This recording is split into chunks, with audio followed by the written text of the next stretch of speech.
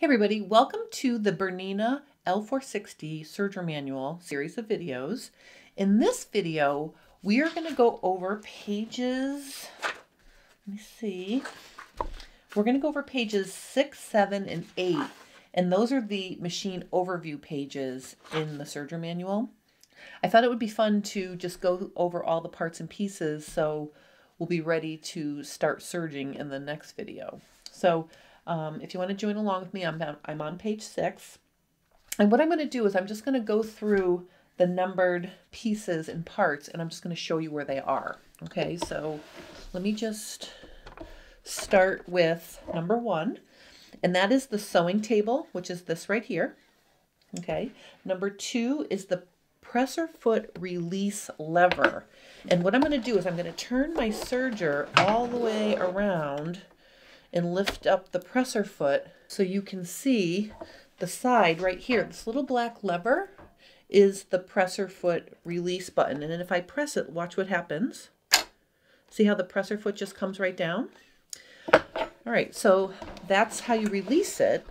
And then just to give you a first tip, I'm going to try to give as many tips and tricks as I go along. Sometimes it's hard to negotiate this. The easiest way to get it out is to just sort of pull it straight back.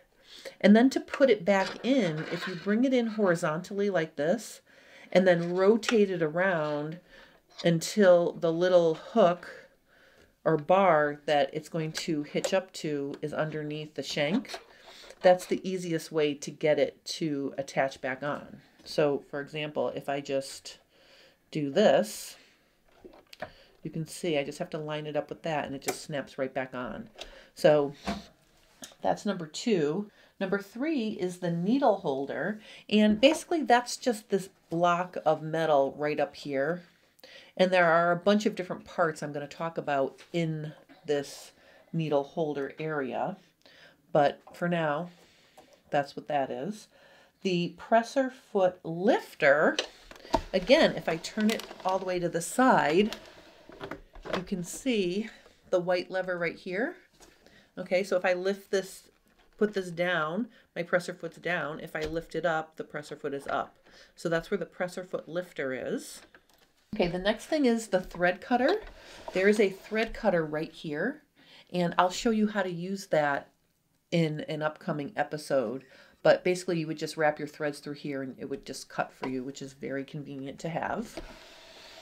Okay, and then number 6 is the dual LED sewing light. And you can see there's a light here and there's another light here. So this is really a bright sewing area. You know, I think you can serge even if you're burning the midnight oil on this baby. All right, so the next thing is number 7 is the presser foot pressure regulator. Say that fast 5 times. Okay, so that dial is right here. I'm going to tip the serger slightly forward so you can see. This is the dial where you can control the pressure of how hard the presser foot is pressing against the feed dogs. So you can see it's on M. I can switch it to hard, H, or even extra hard, or I can relax it down to light pressure. Okay, so I'm going to leave it on medium for now, but that's where the presser foot pressure control is. The next thing is the retractable top thread guide. So I called it an antenna, but Bernina calls it an retractable upper or top thread guide. When you extend it all the way, it clicks into place. Listen. Okay, so that's how you know it's firmly extended to its longest position. And I can just show you up here. See, that's what the thread guides up at the top look like. See? All right. So the next thing I want to show you is numbers 9, 10, 11, and 12 are the thread tension adjustment areas. So these are the thread tension adjustment dials.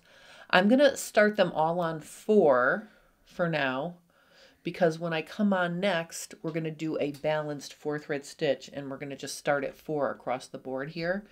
But notice there's a little piece of film or plastic covering the thread path. I'm going to pull that off now so I can thread it in the next video, but just know that there's a little piece of plastic.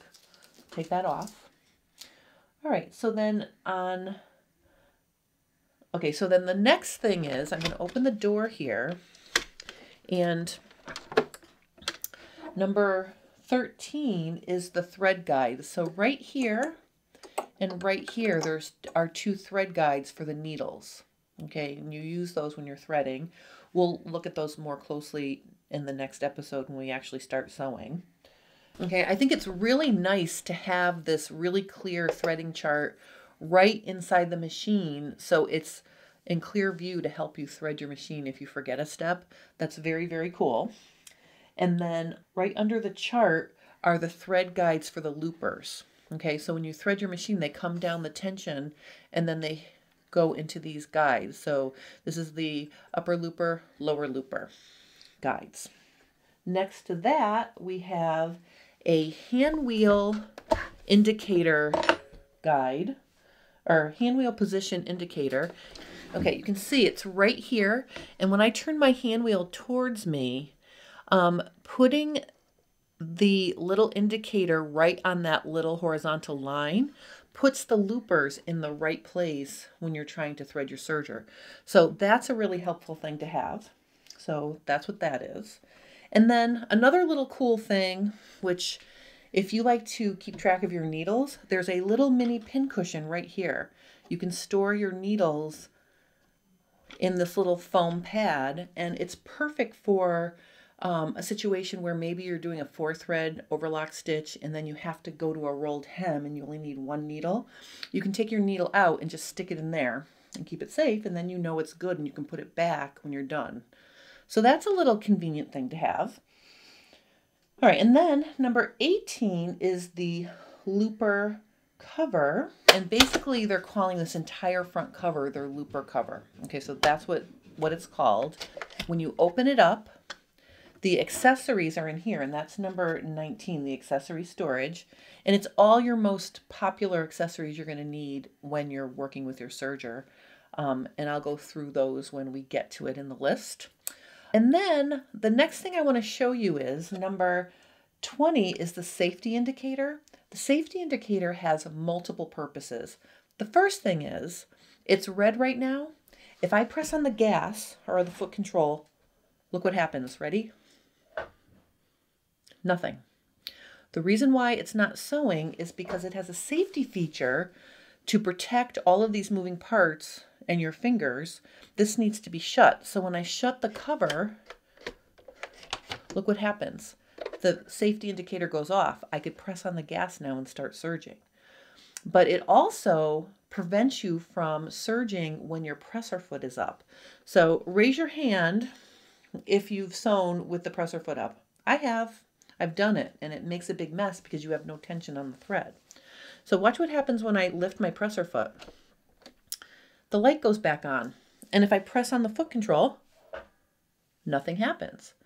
So just as a little added information here, when your presser foot is up, the tension discs are open. And so you thread through these paths, right? And the thread goes between the tension discs, and when you put the presser foot back down, the tension discs close on the thread, and that's how you get the proper tension to get the stitch to look right and to form properly. If you thread your machine with the presser foot down, it's likely that the thread will go off to the side and not in between the tension discs, and that can cause tension problems too. So always thread your machine with the presser foot up, and then you have a guide or an indicator to show you that you can't sew until you put it back down. So it's Jennifer proof. I love it. So that little safety indicator is one of my favorite features already. Okay, so now what we're going to do is we're going to look inside. All right, and I'm zooming right in so you can see. There is our upper looper. That's number 21. And then the next thing I want to show you is the cutting width dial. And that's right here in the front of the machine. It's a little bit unique on this serger. So instead of having numbers on the dial, there's a plus and a minus. So if you turn the dial up towards the plus, you're going to move the knife over here to the right. And that's going to make more space between the needles and where it cuts it off, making more fabric. So for like a 4-thread stitch, you'd want to dial this up and you'd want to move it away from the needles. And then if you're doing a rolled hem, you would rotate this dial down and it moves the knife towards the needles for less space. Now, normally there's numbers on here. There are no numbers. So I just want to pick the cover up so I can show you. Here are where the numbers are. So see, there's a 5, a dot, a 7, and a 9. If I close the cover and I move the dial, the blade pushes the indicator to tell you what the setting is. So instead of having the numbers on the dial, they're up there on that little guide. And I just want to show you, if I turn the dial up, see how it's pushing the blade away from the needles, and it's moving the indicator to a higher number. And then if I rotate the dial down, it's bringing the indicator over to the left into a smaller number. Okay, so that's your cutting width on this serger. And as we go through the manual and we do different stitches, I will tell you which setting to put it on. So we'll get used to using it as we go along, but just know that it's got this unique thing up here. I think it's very cool. And then 23 is the presser foot, which I've already gone over. 24 is the stitch plate. All right, so here's what the stitch plate looks like from the side. You can see you've got front feed dogs and back feed dogs. And then from the front of the machine, just put this down. Okay, you can see there's space for the needles to go down. Okay, so that's what the stitch plate is. Okay, so number 25 is the thread guide needle holder. Okay, and that's right up here. And you can see that the threads are guided through those two guides. All right, so you've got your right thread and your left thread to correspond with your right needle and your left needle there. And then number 26 is the needle check window. So that's right in here. And I know it's really hard to see on video, but this needle check window is really important because when you change your needles, you want to make sure that you've got them inserted all the way. And the best way to tell if they're inserted all the way is to look in the window to see if the tops of the needles are hitting the top of the space in this window. So that's really important. And while we're talking about needles, let me see if I can show you. I'm just going to put this scrap of fabric behind the needles here so you can see that the right needle is slightly lower than the left needle.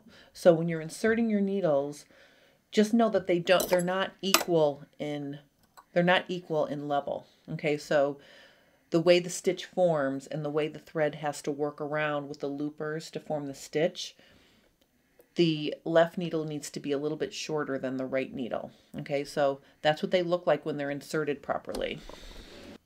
Okay, and then number 27 is right in the same area. Those are the screws to loosen and remove your needles and then insert new needles and secure them. So the top screw is for the left needle, the bottom screw is for the right needle. Okay, and then right above those set screws is the thread guide, and it's tucked up a little bit high. I'm just going to tip the machine slightly back so you can see. Right here and right here, there's two thread guides, so they go through this guide, then they go through this guide. You know, the paths are really clear, so you'll be able to thread this and keep your threads separately so nothing jams or gets tangled up. So that's that guide. And then we're going to look at two different little levers, the micro thread control lever and the rolled hem selection lever. That's what we're going to look at next. Okay, so you can see this is the Number 29 is the micro thread control lever, and this is a patented fine adjustment that Bernina has. It's very, very cool. All right, so if the thread is curling up underneath the stitch, you would pull this little dial towards the plus, okay, and that'll help support the fabric. And really what it's doing is, I know it's hard to see, but what it's doing is when you adjust this towards the plus, it's pushing the stitch finger out towards the blade, which adds more support for the fabric. And then if the fabric is not filling your looper threads, if you push the guide towards the minus, that will put that stitch finger in closer away from the blade and help fill in those stitches. That's the micro thread control lever. And then the next one right in front of it is the rolled hem selection lever. And basically what that does is it engages or disengages the stitch finger. I'm going to wag it back and forth. It's right here. I'm going to point to it. It's right there. And if I pull the lever back towards me, it disengages the stitch finger and you can see it disappears. And then if I push it away from me, the stitch finger comes back. It's right here. Okay, so that's that. Number 31 is the knife guard. Okay, so the knife guard is this portion of the front cover that slides back and forth depending on how you move your knife. So see, moving it back and forth. Okay, so it moves there, it moves there. All right, and then number 32 is the knife itself, and you can see it's right here, the upper knife. I know there's a lot of stuff going on in here, but just quickly, this is the lower looper, okay, and it points to the right. Okay, so that's the lower looper. And then number 34 is the thread pretension. The thread pretension actually is the little guides that you attach your thread to behind the machine after it comes off of this retracting top thread guide. So the thread comes, you know, off of this, and then it goes into the thread pretension. Okay, so that's number 34. 35 is the spool stabilizer, and you have 4 of them. They come off the back. Okay, so if you're using your cone thread, the cone fits on here and it keeps your thread from wobbling around while you're serging. And then number 36 is the thread stand. So this whole plastic stand behind the machine is the thread stand. All right, so now let's look at the right side of the machine for some of the things. Okay, so number 37 is your stitch length. The stitch length is like a density setting. So the smaller the number, the closer your stitches will be together. The looper threads will be closer together. And the bigger number, the farther the loopers will be, a more loose, less dense stitch. And then also there's a setting on here for rolled hem. So from 0.8, so you can see it goes from 0.8 to 1. Okay, all that area is for rolled hem, and then it goes 2, 3, 4 for, you know, your standard stitch setting. And then this knob here is your differential feed. Okay, so the differential feed settings on this serger go from 1 to 2, and then from 1 to 0.7. Okay, and what that means is differential feed allows you to control the speed of the front feed dog. I think I might have mentioned that earlier. Okay, so let me just show you over here. I'm going to take the presser foot off so you can see these feed dogs again. All right, so you can see we have front feed dogs and back feed dogs. If you put your number, your differential feed number on 1, the feed dogs are going to go at the same rate of speed. That's perfect for stable woven fabric or stable knits that don't have a lot of stretch in the direction you're sewing. If you put the differential feed on a number higher than 1, it's going to make the front feed dogs go faster, and it's going to compensate for the stretch as the fabric goes under the presser foot. So your knits won't stretch out of shape. And then in the reverse direction, if you put the differential feed on a number lower than 1, so 0.7 in this case, it will make the front feed dogs go slower, and it will help your thin fabrics like organza, georgette, things that are very, very lightweight. It'll keep those fabrics from gathering up on the tension of the thread, almost like it will taut sew for you. So that's what differential feed is, controlling the front feed dog, and the control for it is over on the right side. Okay, so after the differential feed setting, I'm just going to skip around a little bit because this instruction manual has 2 diagrams, one for the L450 and one for the L460. And the primary differences are everything's in the same place if it has the same features. All right, so let me just finish this side of the machine while I have it here. Number 39 is the on-off switch. And then number 46 is the power cord socket. And then number 47 is the foot control socket. And then 48 is the knee lift socket, and that's only available for the 460. Now we're going to go back in and look inside the machine for a few more things. All right, so I already showed you the lower looper right here. So the next thing is the lower looper thread lever is this little white lever right here. And the purpose of that lever is to bring a hook from the back of the looper where you can see it to make it easy to thread. Because when you thread the lower looper, you have to thread the back of the looper and then the front of the looper.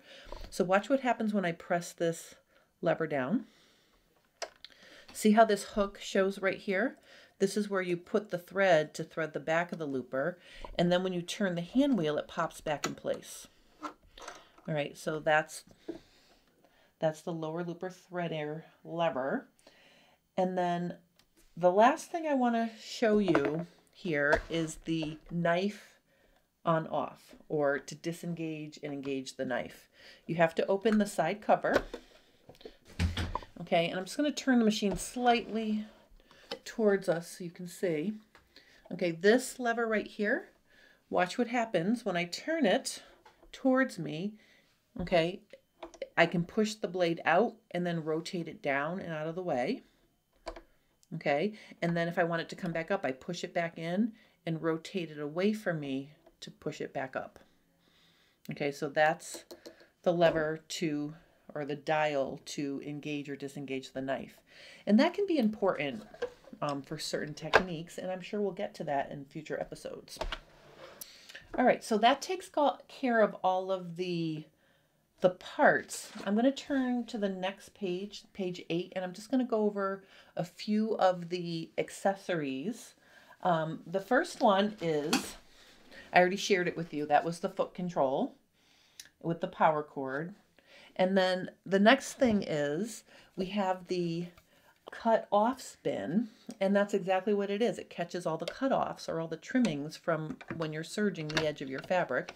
It snaps into these little slots, so I'm just going to snap it in. Okay, and you can see as you're serging, that's where all of your scraps will go. When you're storing your serger, you can also just put your foot control right inside there. That's kind of cool. All right, so we have that, and then let me just take that back off again. Okay, if you tip it up slightly and pull it, then it releases these little catches here. So that's how you take that off. I'm going to open this up one more time because the last thing I want to go over in here is the accessory tray. Okay, so in this convenient tray, you have a set of needles. And if you examine them closely, you'll see they're universal needles. That means you can use regular universal needles in your serger. That's kind of cool. And Bernina has given you an assortment of 10s and 12s to get you started. Then you have your little screwdriver Okay, so that fits right in there, and that's how you get your needles in and out. I'll show you how to do that in a future episode. You have a brush to clean. All important tweezers. These will come in handy when we're threading our serger, and I'll show you that in the next episode. And then we have the upper looper converter. Okay, this is a separate piece. It's really tiny, and it's really important to keep it stored in its spot so you don't lose it, because when you want to do 2-thread serging, you need that piece.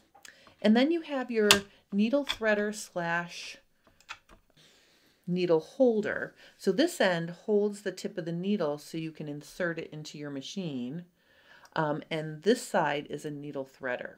Okay, so that neatly fits right here. Okay, so that's your accessory tray holder. I'm going to put the needles back. And then just to finish up, let me show you the few other things here that I have to show you.